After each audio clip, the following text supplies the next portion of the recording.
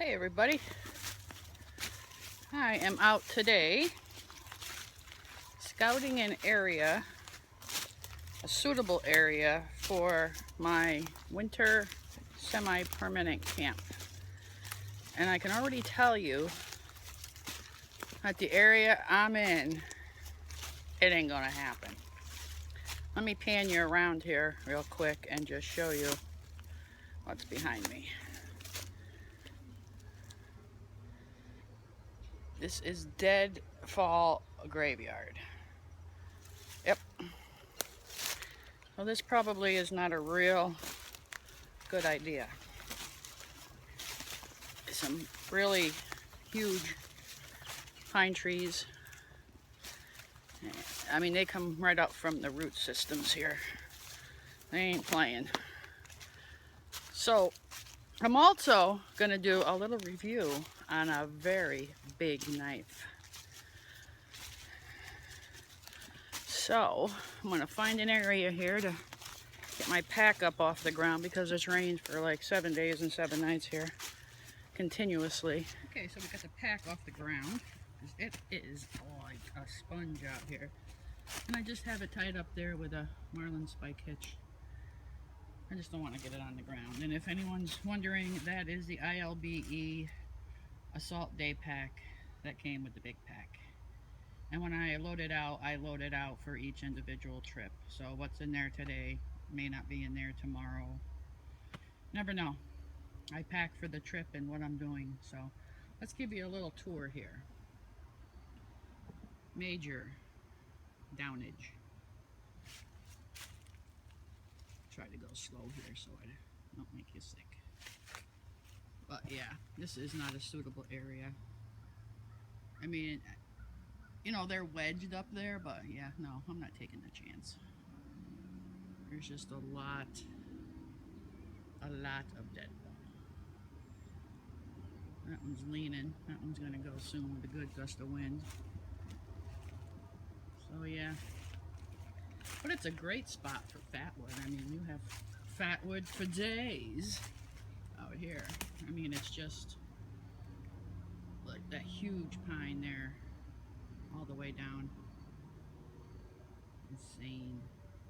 And not to mention firewood. I mean, it might be okay out here for a day camp, possibly, but certainly not for a permanent or semi-permanent shelter. A lot of pine. A lot of fatwood. Okay, so let me get this set up here, and we're going to do a little fatwood collection. And my camera is not cooperating today. I don't know what the dealio is. Alright, so let me get it set up on the tripod instead of the selfie stick. And we'll get some fatwood. Okay, here is the star of the show. As Tom Chitwood would call it, Abandon, the Destroyer File Knife. This knife is traveling around from Gearnut, Nick at Gearnut, and JP Frog Tech. There is a gentleman out there that's just starting to make these knives, and I don't even know him or anything about him, but he wanted some of our impressions of the knife and modifications he could make on it, and just overall comments about it to help him in making his knives. Obviously, he wants to make what people like, and you know, so that's why we're here to help him and see what we like about it, what we don't like about it. So I'm going to give her a little chop test here. Get you turned around so you can see. Sheath by Nick at Gearnut. Awesome job, Nick. All right.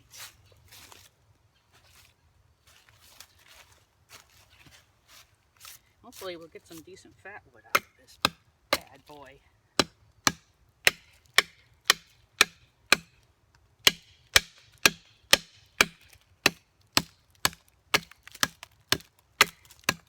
And Tom, you were worried that you didn't sharpen this good enough. Oh my God. It's a beast.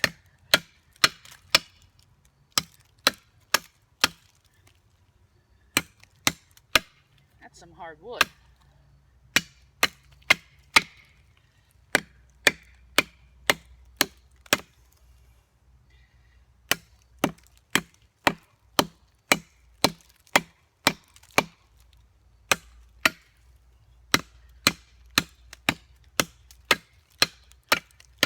Just so you know, that's solid battwood in there.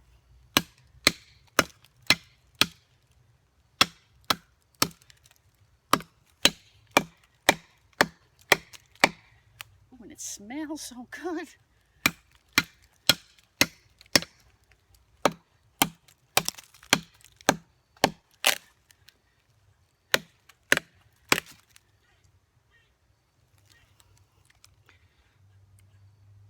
I hope that's focusing.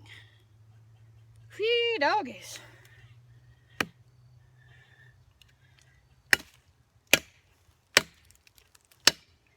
Oh yeah. All right, let's make sure you can see this.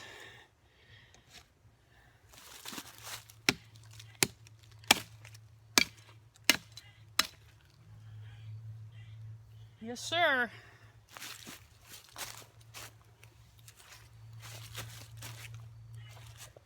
She's a good one.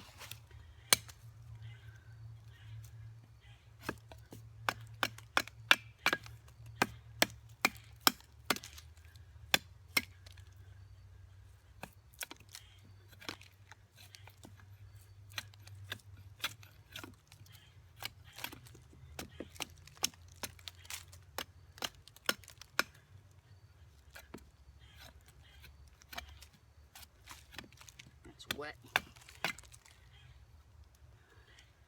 Very wet.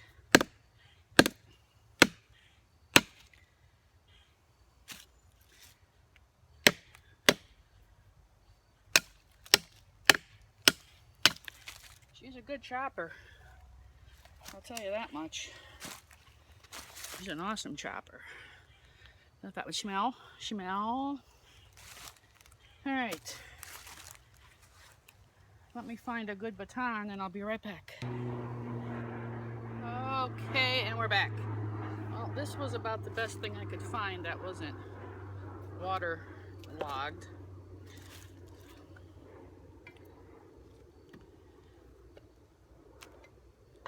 Let's see here.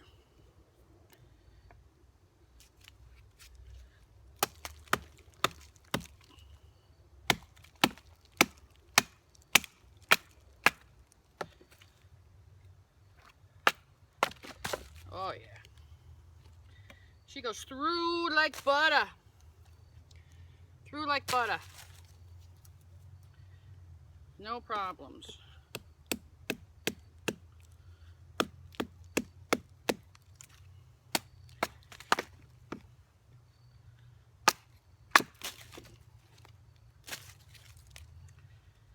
All right, so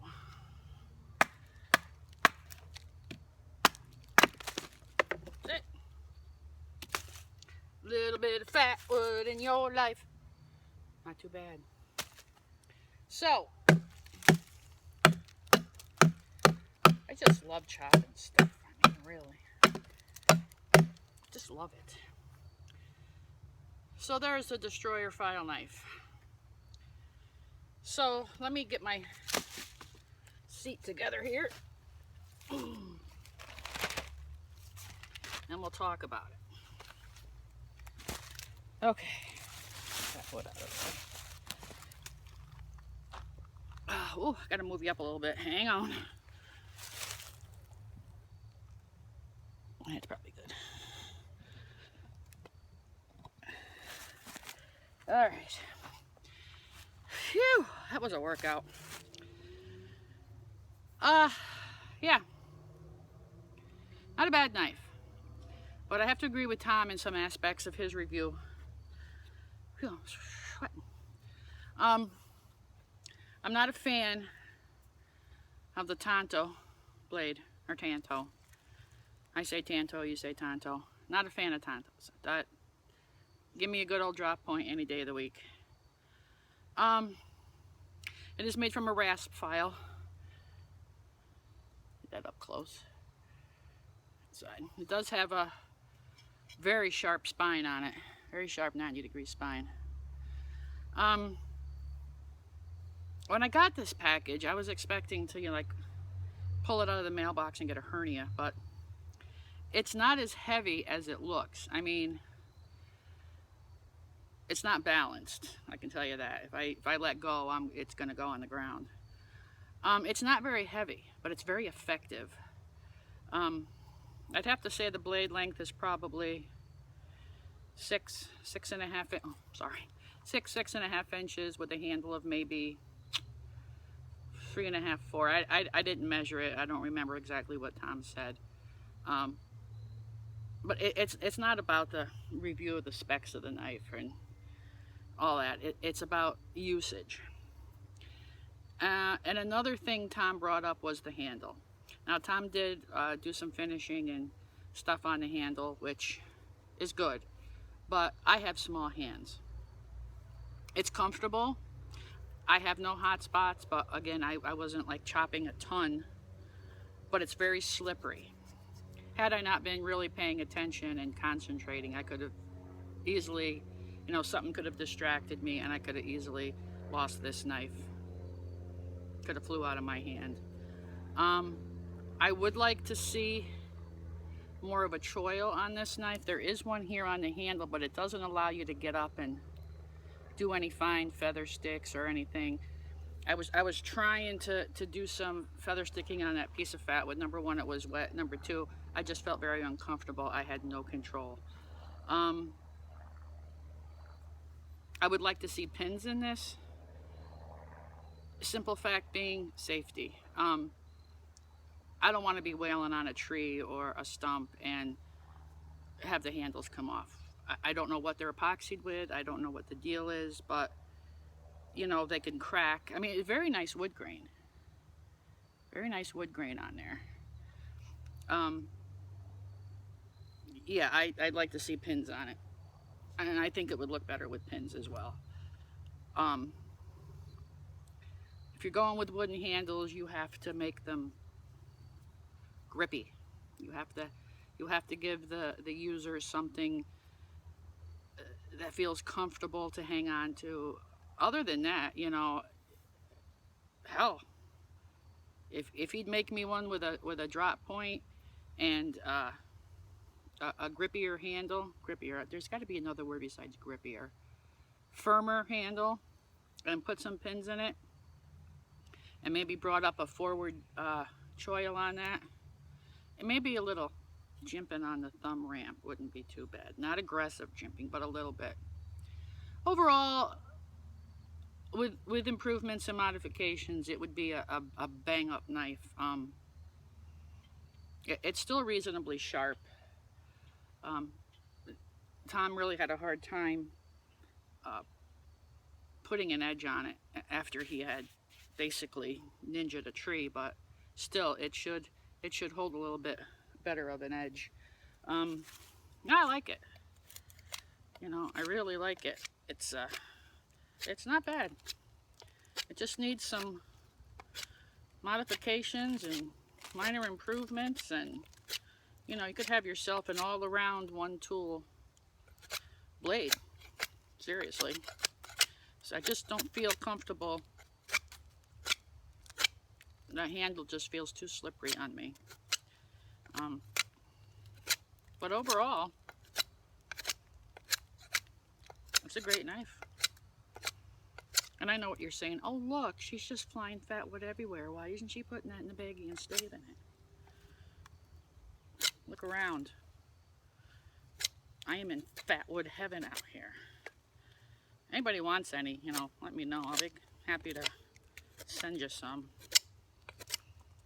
But yeah, I like it. I do like it. Like the sheath. Well, Nick made it, so you gotta like the sheath. I like Nick, so yeah. I'm gonna be passing this on to Dawn up at Southpaw Bushcraft. She'd like to take a look at it and give her opinion. But yeah, I mean, look at that. It's just, you can do fine work with it. And that's just a sliver of fat wood.